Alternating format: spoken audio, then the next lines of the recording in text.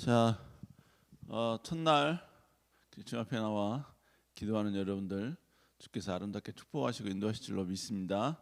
우리 잠깐 기도하겠습니다. 사랑의 주님, 아버지 오늘 다시 한번 아버지 윈드 페스티벌을 준비하기 위하여서 또 특별 새벽 기도회 진행합니다. 주님 함께하여 주시고 이 시간 저희들 함께 말씀을 통하여서 주님께도 가까이 나가는 귀한 시간 될 수 있도록 주여 축복하여 주시옵소서.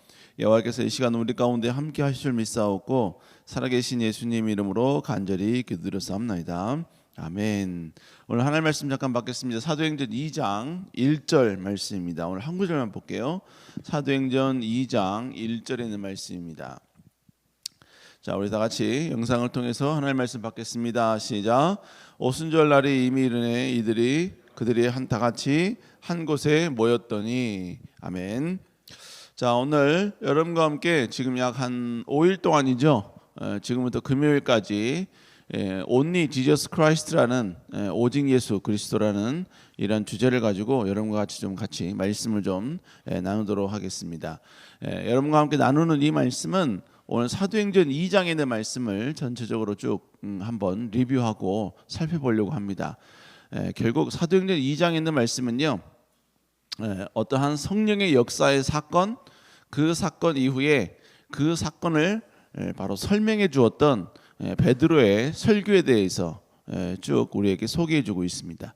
그래서 오늘 첫 번째로는 여러분과 함께 오늘 있었던 이 오순절 날에 있었던 이 놀라운 성령의 임재의 사건, 이 사건이 어떤 의미가 있는가 이걸 보고 내일부터는 바로 베드로의 설교의 내용에 대해서 다시 베드로의 설교를 듣게 될 것입니다. 자, 오늘은 Only Jesus Christ 먼저 첫 번째입니다. 오래전부터 준비되신 분이라는 제목으로 여러 가지 좀 말씀을 나누도록 하겠습니다. 자, 오늘 본문의 사건은요, 이 2장 1절 사건 본문 이후에 바로 성령의 강력한 임재의 사건이 이제 등장하게 되는 것입니다. 그러니까 오늘 읽었던 사도행전 2장 1절에 있는 말씀은요, 이제 이후에 어떤 성령의 역사가 일어나겠을까를 소개하기 이전에 그날이 어떤 날인가에 대해서 우리에게 이야기하고 있습니다. 왜 그러냐면 성경은요, 그 구절 하나하나가 무의미한 구절이 없어요. 전부 다 의미가 있고 그리고 그것을 말한 의도가 반드시 있다는 것이죠. 근데 오늘 본문에 보니까 오순절 날이라고 분명히 이야기를 하고 있습니다. 오순절. 그러면 이 오순절의 의미가 뭐냐? 이 오순절은 약간 한자적 표현입니다. 오순절은 다섯 오자, 그 다음에 열, 십 순자.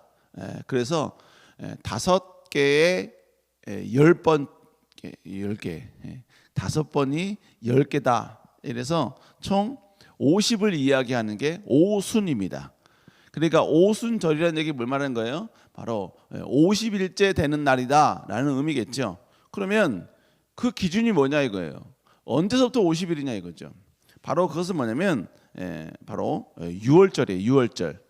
6월절을 시작하고 50일이 지나고 난 다음 날, 그날이 바로 오순절이었다는 얘기죠. 그러니까 오늘 본문은 6월절이 지나고 50일이 지났을 때 일어났던 현상, 사건이 이제 오늘 본문에 쭉 이야기 나오는 것입니다.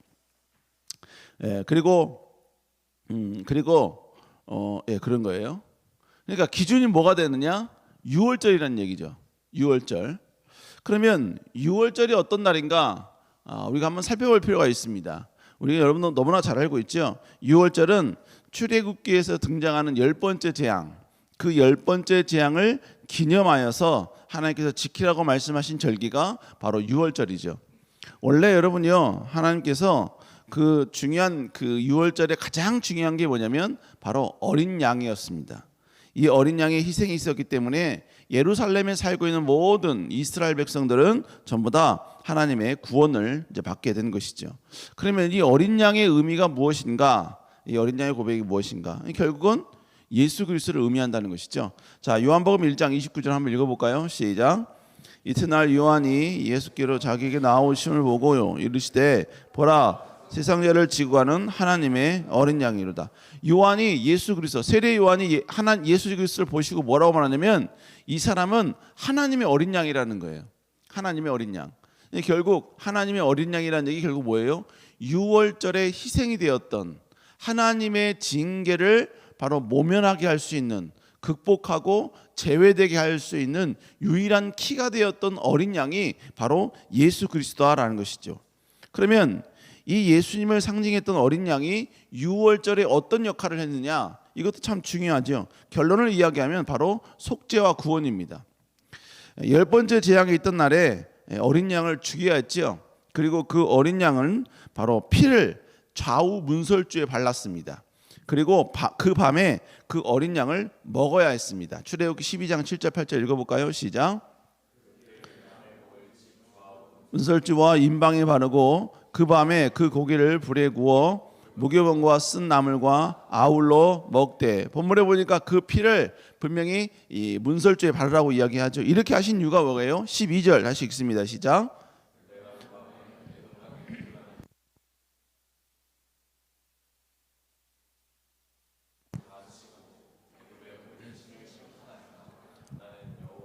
자, 여기서 중요한 게 뭐냐면요, 하나님이 애굽 땅을 두루다니며 사람과 짐승을 막론하고 애굽 땅에 있는 모든 처음 난 것을 다 치겠다는 얘기예요. 자, 그러면 하나님이 지금 모든 애굽 땅에 있는 모든 걸 다 치겠다라고 말씀하고 있어요. 자, 그러면 여기서 심판의 대상은 이스라엘은 포함된 거예요, 포함되지 않은 거예요?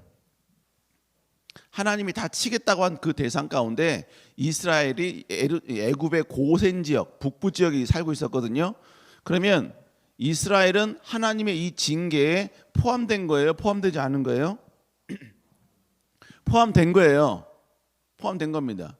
하나님은 이스라엘이 아니라 애굽 사람을 칠게 이렇게 말씀하지 않으셨어요.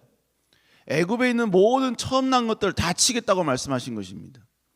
그러니까 애굽에 있는 애굽 사람들뿐만 아니라 모든 노예들 더불어서 이스라엘 사람들도 치겠다는 얘기예요. 그런데 예수님 하나님께서 이렇게 치겠다고 말씀하셨는데 이스라엘에게만큼은 하나님의 징계를 피할 수 있는 방법을 주신 거예요. 그게 바로 어린 양이었지요. 우리 13절 읽어볼까요? 시작. 내가 애굽 땅을 칠 때에 그 피가 너희가 사는 집에 있어서 너희를 위하여 표적이 될지라. 내가 그 피를 볼 때 너희를 넘어가리니 재앙이 너희에게 내려 멸하지 아니하리라. 본문에 보니까 뭐예요? 하나님의 애굽 땅을 칠 때 너희가 사는 집에 있어서 표적이 된대요. 그래서 뭐예요? 바로 하나님의 그 천사가 그 피를 봤을 때 그 피가 있는 집은 넘어가겠다는 거예요. 자, 그러면 이 하나님의 징계는 이스라엘 백성이라는 민족성 때문에 하나님이 살리시는 게 아니에요. 누구 때문에 살리는 거예요? 어린 양 때문에 살리는 거예요.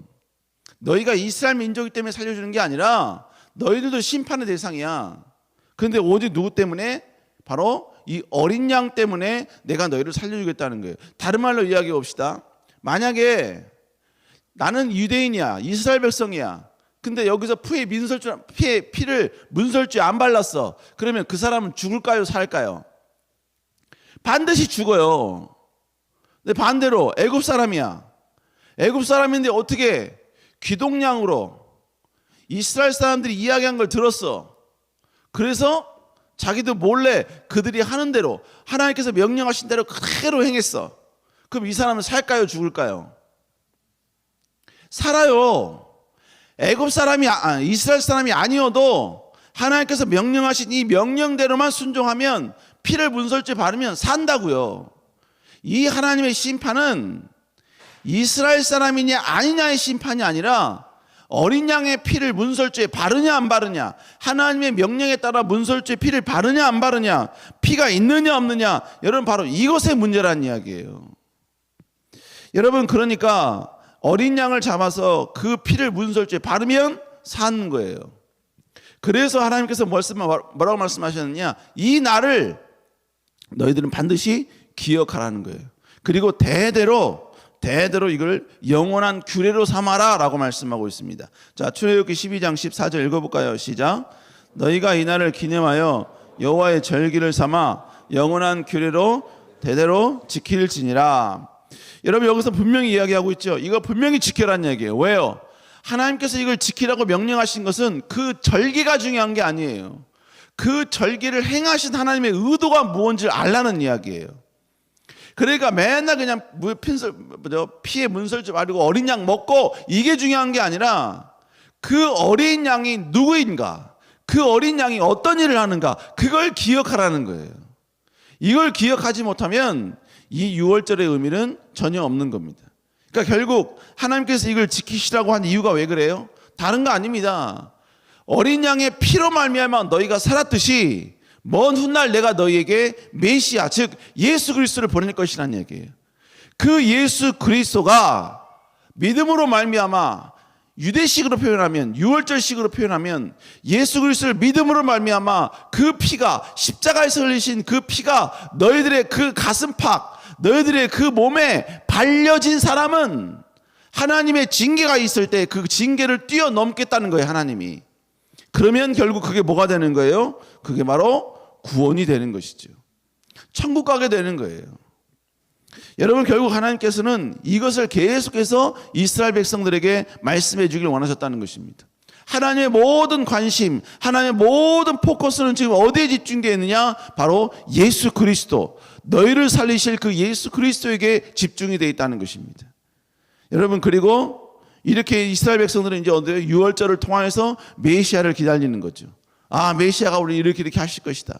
하나님께서는 이렇게 하시겠다고 우리에게 약속하셨다. 메시아를 기다려자. 근데 결국은 메시아 되신 예수 그리스도가 이 땅에 오셨지요. 그리고 30년간의 공생을 사신 이후에 드디어 하나님께서 그렇게 말씀하신 그 목적, 그것을 이루시기 위해서 여러분 십자가에 못 박혀 죽으신 것이죠. 자, 그러면 아까 조금 전에 이야기하다가 계속 더 이야기하고 싶은 게, 그러면 유월절과 예수님과의 관계는 어떤 관계가 있는가? 조금 전에 여러분 요한복음 1장 29절에 보니까 바로 그 어린 양이 누구라는 이야기예요? 바로 예수 그리스도라는 이야기예요. 그래서 여러분요, 예수 그리스도를 보자마자 세례 요한이 야, 이 사람은 하나님의 어린 양이다, 여러분 이렇게 선언하고 고백하는 거예요. 여러분, 지금 이 세례 요한의 이 고백은요, 어마어마한 고백이에요. 어마어마한 고백. 왜냐하면 여러분, 몇 천 년 동안 하나님께서 비밀로 두셨던, 힌트만 주셨던 그 어린 양을 지금 보자마자, 예수님이 오자마자 그분을 향하여서 이분은 하나님의 어린 양이시다, 여러분 이렇게 지금 여러분 꼭 집어서 이야기하고 있는 거예요. 여러분, 이 고백을 했을 때 아마 하나님은 너무너무 기뻐하셨을 거예요. 야, 세례요한, 네가 알아보는구나. 내가 이 예수 그리스도를 보내서 온 인류를 구원하기 위한 그 당사자를 보냈는데 누구도 알지 못해, 누구도 깨닫지 못해. 6월절에 여러분은 그 어린 양 대신 예수 그리스도가 오셨는데 누구도 여러분은 그분을 맞이할 준비가 되어 있지 않는 거예요. 근데 여러분, 이 세례 요한이 그걸 깨달은 거예요. 그걸 안 거예요. 얼마나 여러분 하나님이 기쁘셨을까요? 여러분, 그런데 보세요. 그 어린 양이 언제 죽었어요? 어린 양이 언제 죽었죠? 6월절 때? 열 번째 재앙 때? 죽고 난 그날이 6월절이 된 거죠? 그죠? 이해가 안 돼요? 헬로? 다 일어났죠? 그러니까 여러분, 6월절은 뭐야? 어린 양을 죽이고 난 이후에 그날을 6월절로 여러분 삼은 거죠? 그러니까 다른 편으로 하면 어린 양을 죽였던 그때가 6월절이 된 거죠. 그러면 다시 여러분, 우리가 예수 그리스도 시대로 와서 예수 그리스도가 어린 양이라면 어린 양 대신 예수 그리스도가 십자가에 못 박히는 그날이 무슨 날이 돼야 돼요? 그날이 6월절이 돼야 되죠. 그죠? 근데 실제로 예수님은 6월절에 십자가에서 죽으셨어요. 그래서 그러면 요한복음 18장 28절 한번 읽어볼까요? 시작. 그들이 예수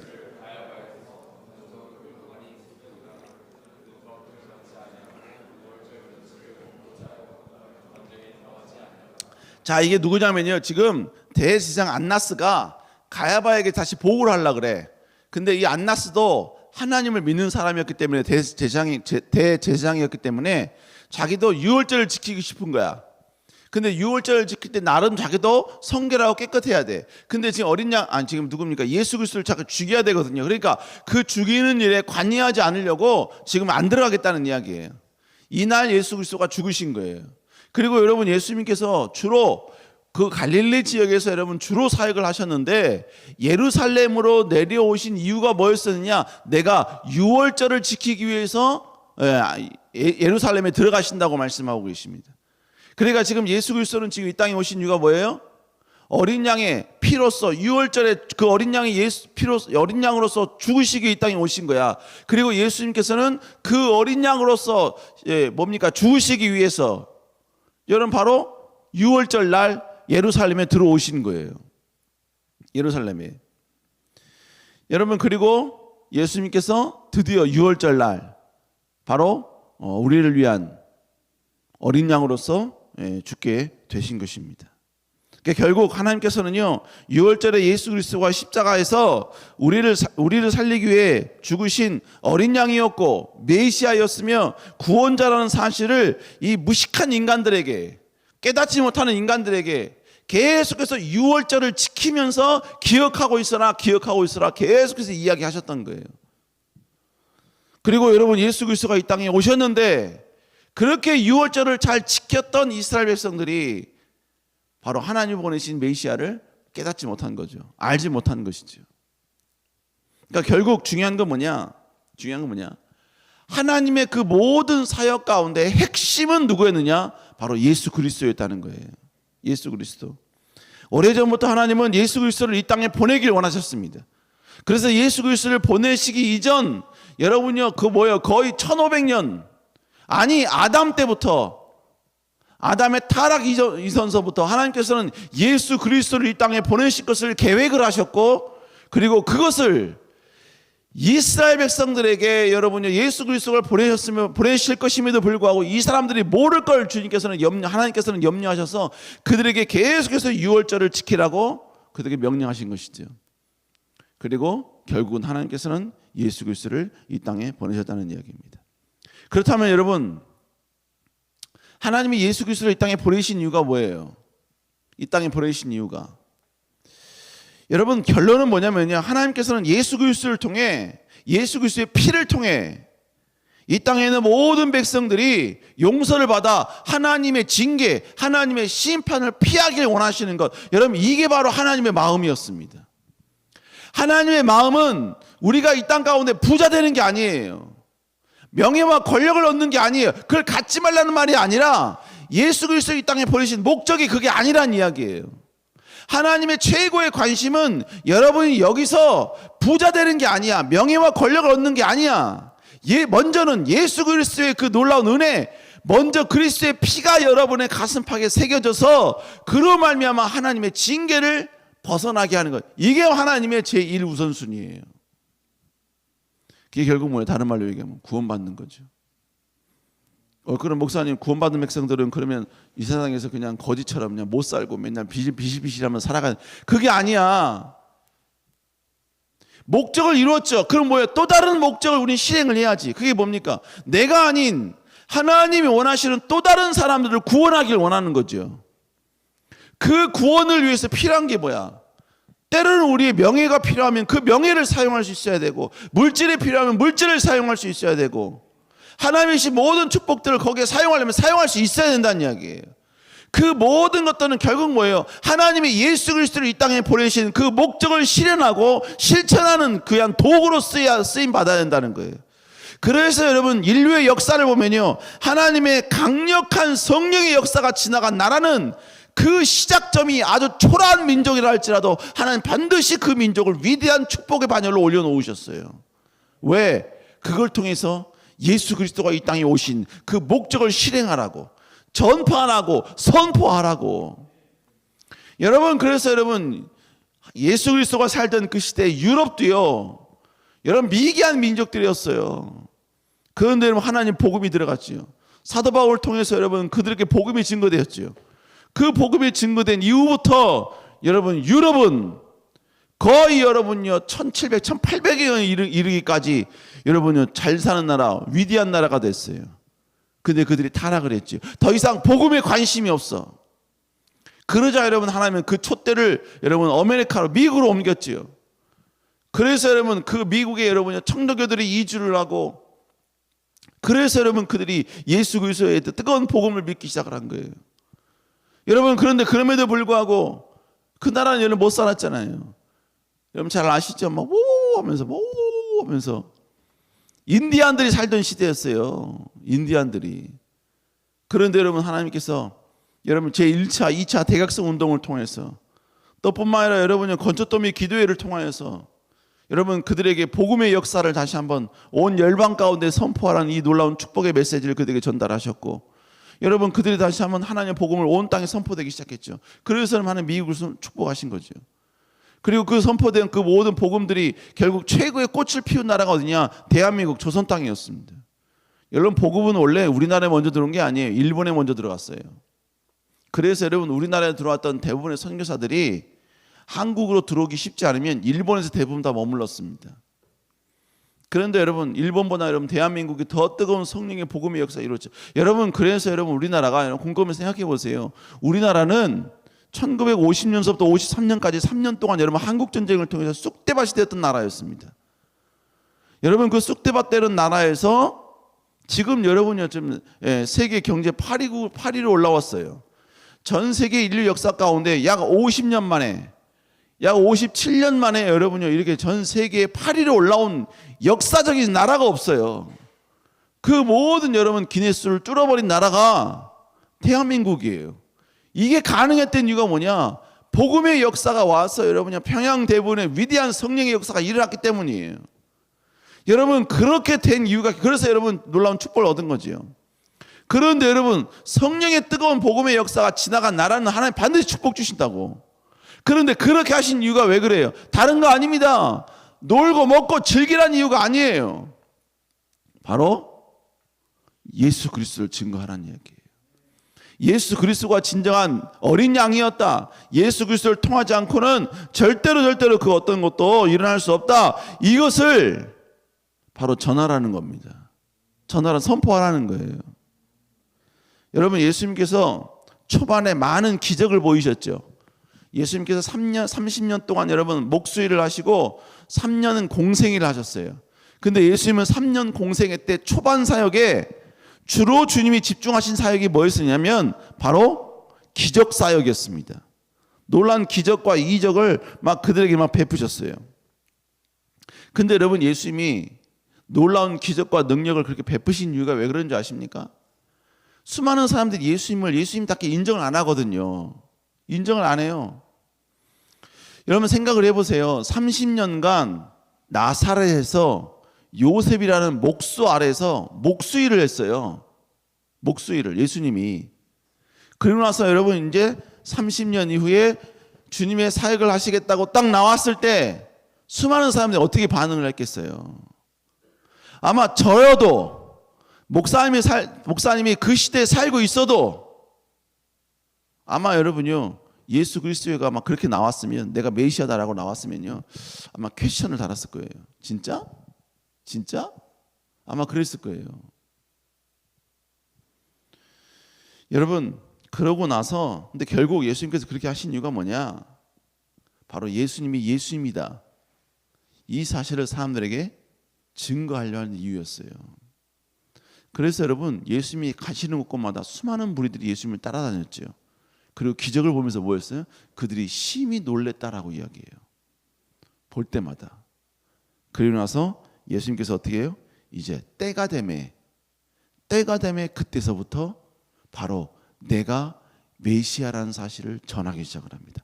자, 마가복음 8장 31절 한번 읽어볼까요? 시작.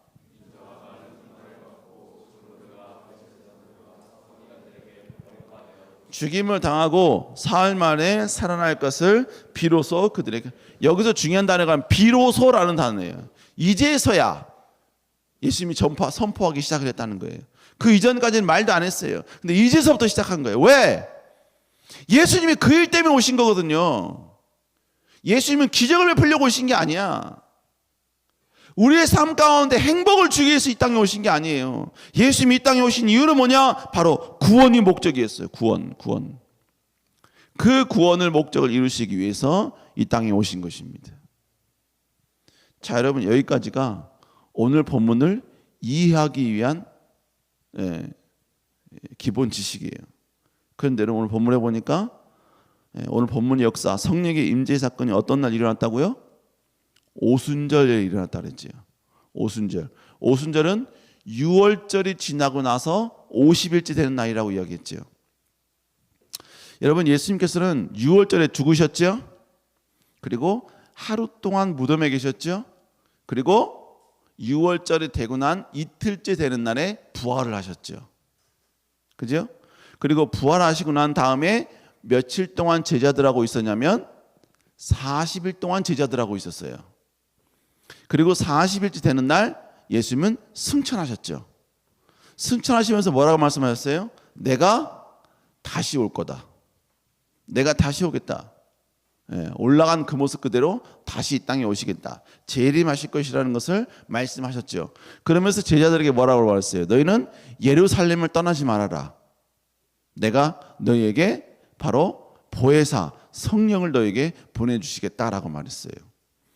그래서 여러분 이 제자들은 예수님이 승천한 모습을 보고 이 모습을 보았던 이 모습을 보고만 있던 그 모습에 천사들이 나타나서 2명이 나타나서 너희들은 왜 이러고 있느냐? 주님은 다시 온다. 예루살렘에서 기다려라. 그래서 여러분 제자들과 함께 120명의 문도들이 주님이 주시겠다고 하신 그 성령의 약속을 기다리면서 기도를 하기 시작을 합니다. 자, 그래서 며칠이 지난 거예요? 오순절이라 그랬으니까 6월절을 시작으로 50일째니까 그죠? 예수님이 부활하시고 나서 40일을 계시고 40일에 승천하셨어. 그리고 50일째 오순절이 됐어. 그러면 이 사람들은 마가의 다락방에서 며칠 동안 기도하고 있었던 거예요. 약 9일에서 10일 정도 그들은 계속 기도하고 있었다는 이야기예요. 그 9일에서 10일 정도 기도하고 있을 때 여러분요, 강력한 성령의 임재의 사건이 그들에게 임했다는 거예요. 근데 여러분 또 집중한 게 뭐냐면, 그러면 왜 하나님께서는 10일이 지난 이후에 그들에게 강력한 성령의 임재를 그들에게 주셨을까요? 성령의 임재를 주신 이유가 뭐예요? 사도행전 1장 8절 한번 읽어볼까요? 시작. 너에게 임하시면 너희가 권능을 받고